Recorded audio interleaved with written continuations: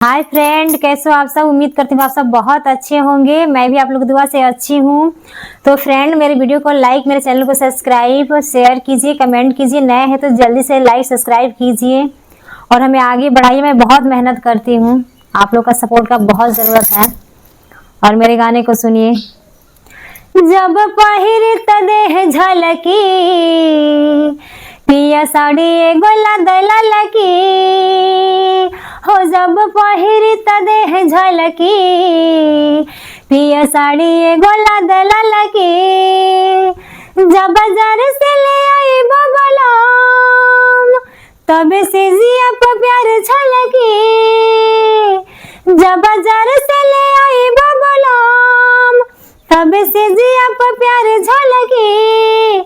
मुस्का के हलकी हलकी हो, मुस्का के हलकी हलकी।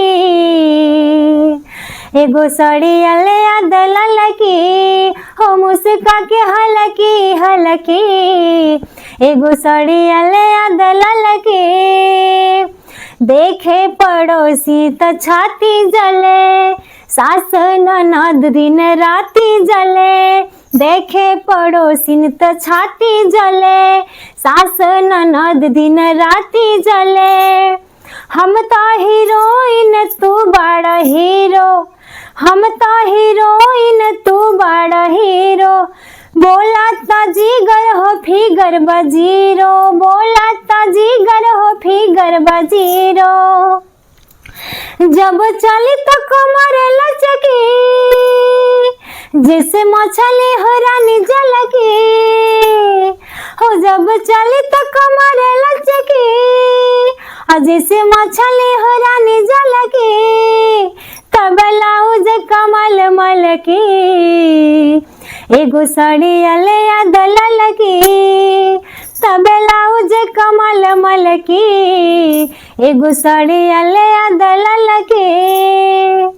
लाल टिकुलिया पलाल लिपस्टिक, लाल टिकुलिया पलाल लिपस्टिक।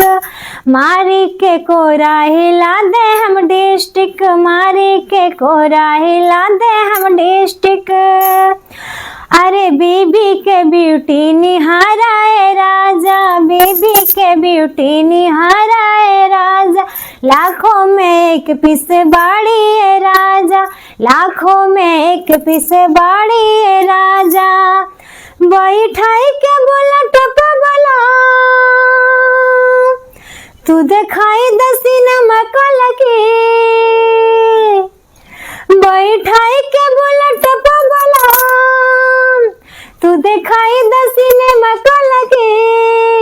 खुल जाई अस दो पलकी, पिया साड़ी एगो लदलकी हो। खुल जाई अस दो पलकी, पिया साड़ी एगो लदलकी हो। जब पहिरता हो, जब पहिरता देह झलकी, पिया साड़ी एगो लदलकी हो। जब पहिरता देह झलकी, पिया साड़ी एगो लदलकी हो। मुस्का के हलकी हलकी हो, मुस्का के हलकी हलकी। पिया साड़ी एगो लदलकी हो, मुस्का के हलकी हलकी। पिया साड़ी एगो लदलकी।